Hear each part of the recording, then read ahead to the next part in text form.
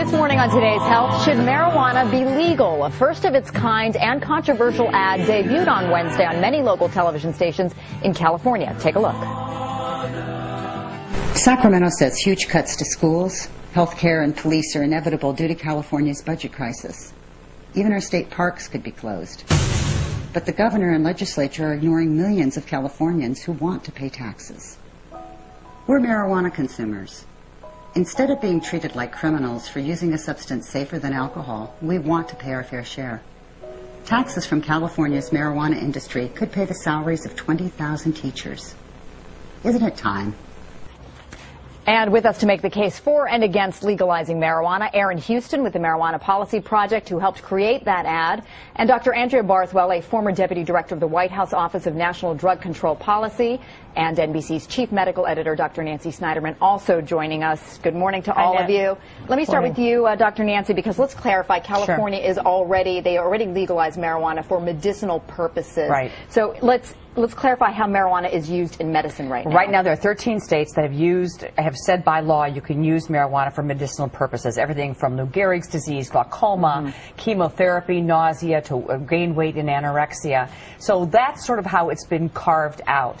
This bill being floated around in California would legalize marijuana and tax marijuana for all as purposes. a crash cop beyond just the need for medicinal marijuana. And there is a pill form of marijuana as well, but what people are fighting to do is to legalize marijuana across the board. There is something, in California. what gets you high when you smoke pot is that there's something called the cannabinoids, and there's something called THC, tetrahydrocannabinol, which has been synthesized into a drug called Marinol. So the anti-people will say, don't legalize marijuana, you can use the drug. If you talk to patients who've used Marinol, they will say, nice try, but it's not as effective. So there may be more going on when you inhale marijuana. Aaron, you're the group partly responsible for putting that ad out, looking to make marijuana legal for all purposes, not just medicinal. Why now? Why are you starting this in the state of California?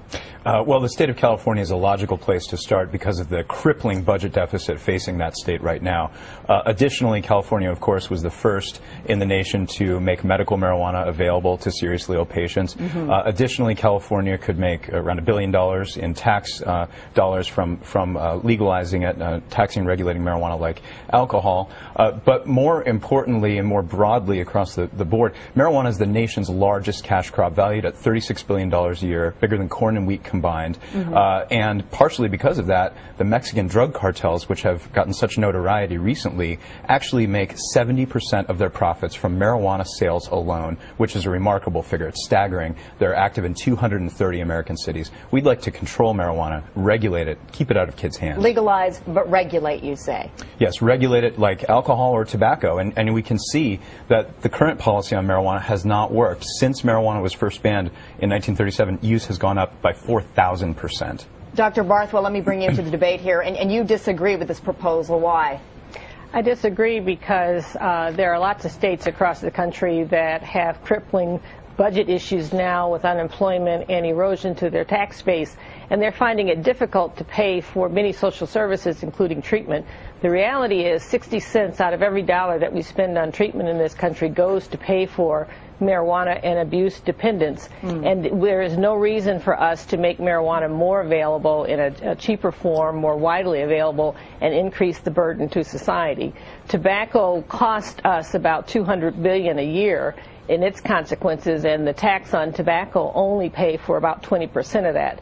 There's no reason to believe that we would not see the cost associated with marijuana use soaring if we made it more available and cheaper. Andrea, go ahead. I don't know if that's a fair characterization, saying that so many treatment dollars go to marijuana in particular. In fact, probably a large bulk of the treatment dollars she's talking about come from alcohol. Some of the social consequences and the costs come from alcohol, a much more dangerous substance than marijuana, toxic. You can actually die from just the withdrawal symptoms alone. Yeah, it's interesting because let's talk about one of the claims in the ad, and that's that it states that alcohol is actually worse for people than marijuana is. And And Aaron, let me ask you, I mean, what evidence do you have to back that up? Or what are you basing that claim on? The National Institute on Drug Abuse, take that for example, says that some of the worst symptoms associated with marijuana withdrawal are irritability, strange dreams, and difficulty sleeping. Compare that to alcohol, and certainly Dr. Nancy would be a better authority on this than I, but